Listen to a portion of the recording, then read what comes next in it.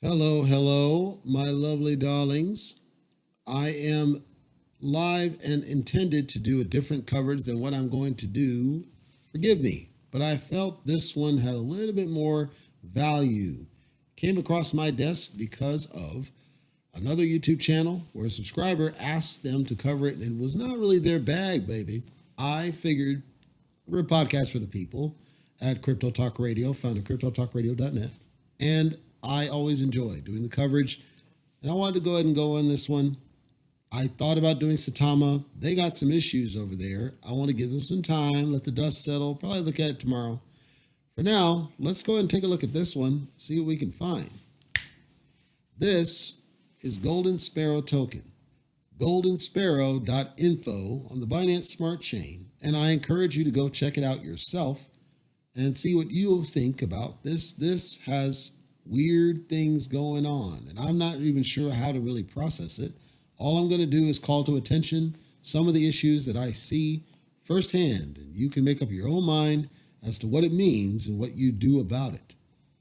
Again, this is on the Binance Smart Chain. When I look at their site, world's most trusted and secure meme coin, of course they can't prove that. Learned lessons from all the meme coins. Fans of the meme community. Decentralized coin. It's not really a coin. Evolve into a crypto with more functionality, bring an awesome meme community, spread awareness of protection of birds that are endangered. Well, the whole endangered birds was a little bit unique. Haven't seen that before. Of course, I'm always skeptical about anything that's a charity, but this isn't really a charity. Moving on, they say, quote, most of the other tokens have lost public trust due to lack of transparency, but it's the first crystal clear token in the crypto world. Now, I'm going to break down what they say, and then I'm going to contrast it with what I see. And then I'm not going to make any sort of accusation, but I am going to make some observations. First off, liquidity lock for 3 years. And we'll do it bullet by bullet. If you go to Dex Tools added this beautiful little widget where you can confirm the state of the liquidity. And it is indeed locked for 35 months, just 1 month shy of 3 years. That's good.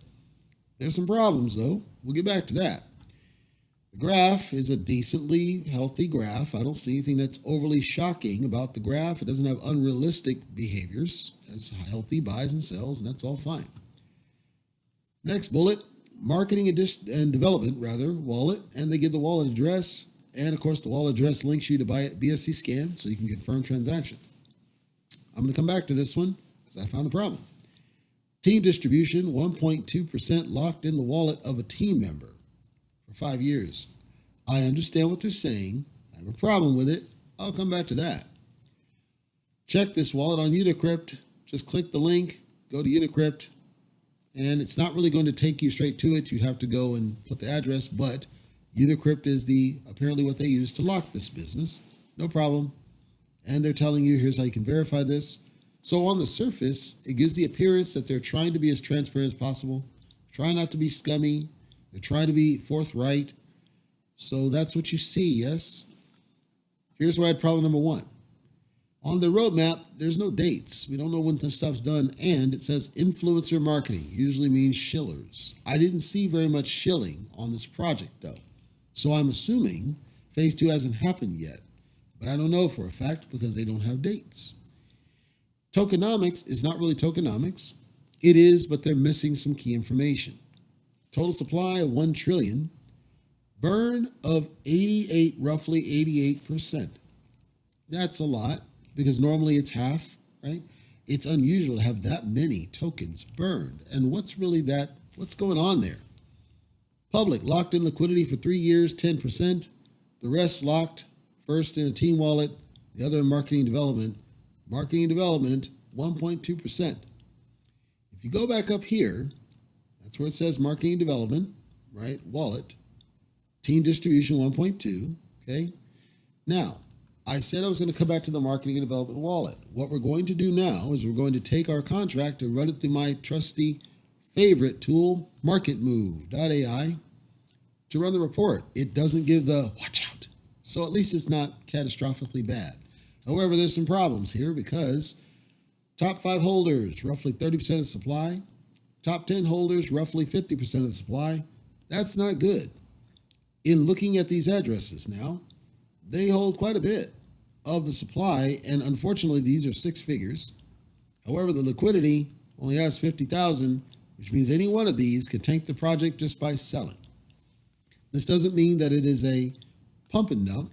It doesn't mean it's a honeypot. It doesn't mean anything other than the risk that any of these could sell, and that's why you don't want significant holding in any one wallet. This top one, though, caught my eye. 8AA5 holds roughly 10% of the supply. This wallet is actually the same as their marketing and development wallet. I'm concerned why their marketing and development wallet needs 10% of the circulating supply. I'm also concerned they don't disclose that it should hold 10% of the circulating supply. They say that the team distribution, they openly disclose how much is there.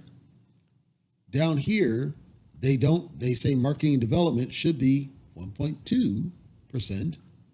But if it's supposed to be 1.2% for the marketing wallet, I'm concerned why that wallet then is holding 10% of circulating supply.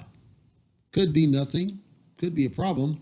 It's something they should address. And if the community's listening to any of this, I think they should ask them, see what they say.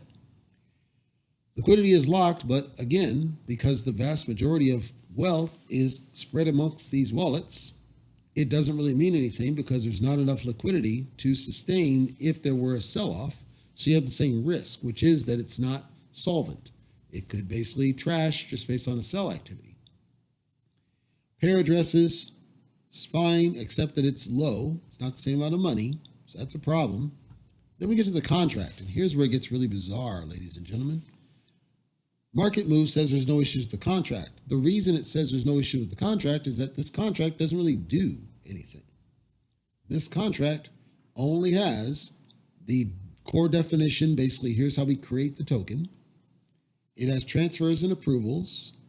It has a balance check, and then it verifies against the total supply, returns a balance, transfer, balance, transfer from, transfer to, and approve transaction. That's all it has.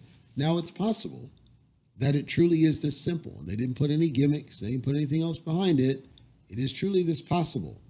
However, I would expect to see other functions, things such as safe math, for example, that I don't see in here. And that causes me to think that perhaps there's more to the contract that's not shown to the one that's on the blockchain. Normally, Market Move calls this out as a proxy, but it's not a proxy because there's no function that we can see that would call something else.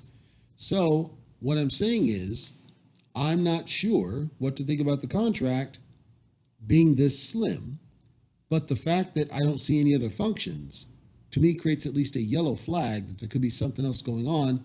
I don't know what that is. I don't know if there is something or nothing. Don't know. But the fact I don't see any other functions that I would normally expect to see on the Binance Smart Chain. See, if this wasn't Binance, I probably wouldn't care as much. But on Binance, I would certainly expect to see a little bit more than what I'm seeing. Maybe it's a big bowl of nothing. I kind of agree and lean towards Market Move that the holders and the amount that's held would be the biggest concern. Everything else seems to be on the up and up. The 88% that they talked about, the circulating is 124 billion.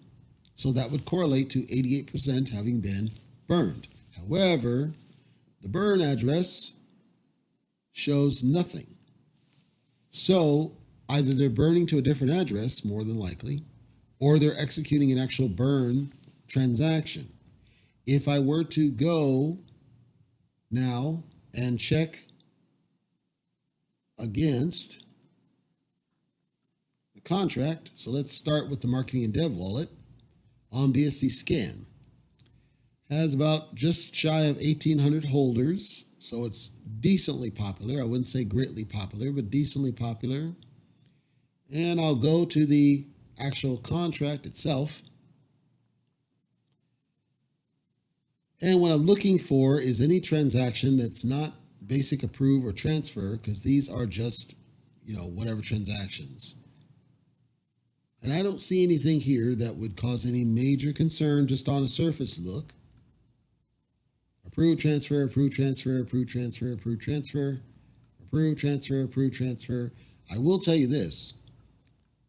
Okay, there's some bombs. But the amount of approved transfer seems to correlate, possibly. Now, some of these is, Gate.io is a different thing. But it seems to correlate to just a basic contract.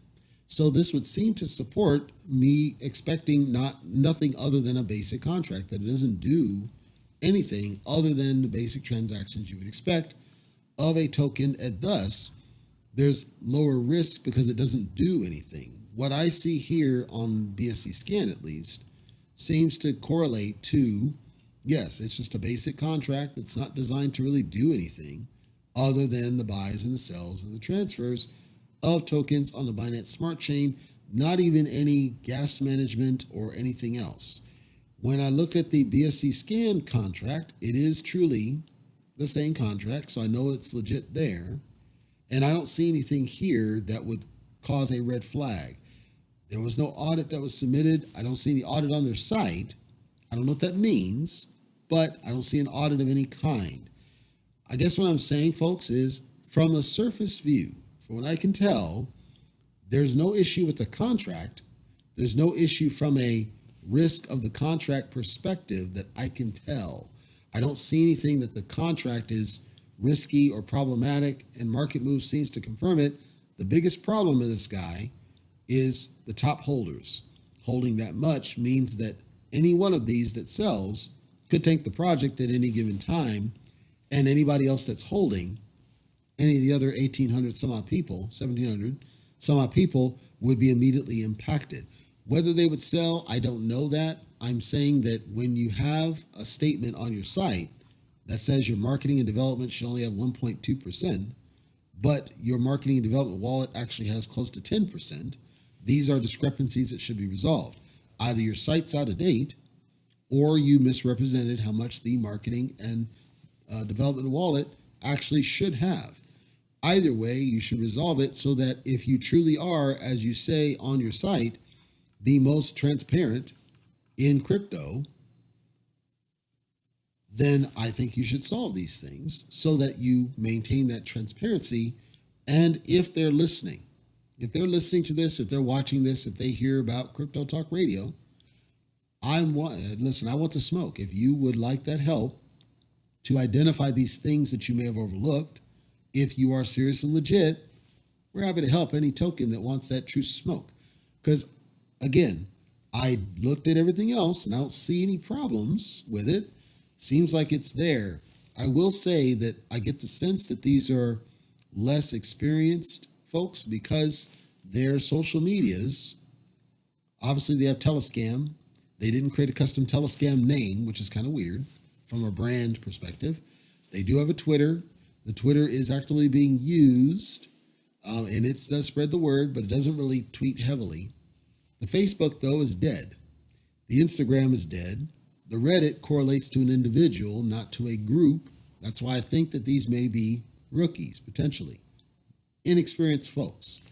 They have a white paper. It is a PDF. However, I wouldn't call this a white paper. I call it a light paper, maybe. All it does is the same stuff that they say on the site, essentially, minus a little bit of it. The site is very bare bones. The white paper is very bare bones. We have the issue with the holders. The contract is bare bones, but it looks like that's by design. So I guess my summary thoughts, I don't see that this is necessarily a bad contract as far as the code.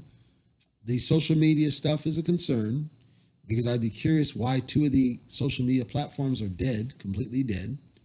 If it's that they don't know they're dead, they should be aware of that. That means they're not watching social media. I'm concerned with the holders and how much those wallets hold in contradict to their own statements about the tokenomics. I'd be concerned about that. I like how much they burned, if they truly did burn that, and the circulating seems to correlate to this, but I'm concerned why the burn address reflects 0. because I'd want to understand, well, where did you burn them? If you didn't burn them to the standard, my guess is they burned them to the dead wallet.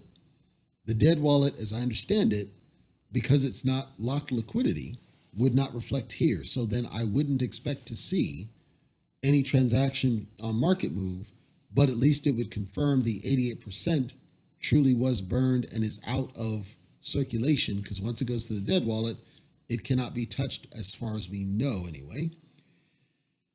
So goldensparrow.info, if you want to check it out on the Binance Smart Chain. I'm not telling you that it is a trash project. I'm saying there's a lot of smoke here, things that should be solved, things that should be answered. I don't know what they mean.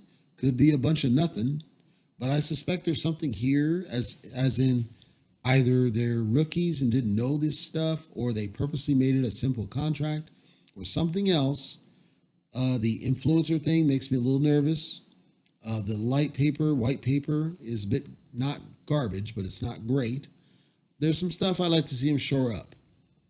Once again, if they're listening to this and they want the smoke, I can happily help in things I see that are open flags that I would be concerned about. I don't see a risk of malicious intent, put it that way.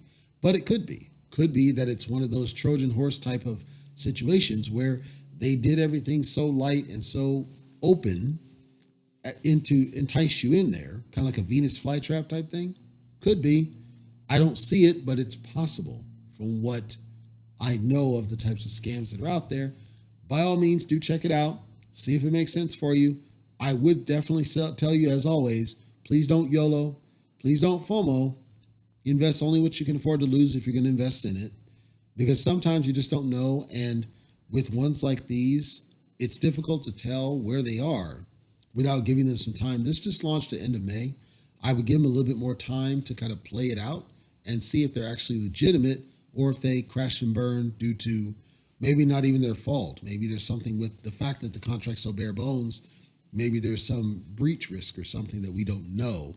I'd say give them some time and let it play out. And then if there's going to be some utilities, they talked about NFTs and stuff there, maybe let those kind of go. They talked about charity for saving the birds. I'm not a fan of the charity deal. They talk about the centralized exchange by the community. I don't know what that means. So there's a lot of things they're talking about. I'm not really sure if they're going to pull it off, how they pull it off.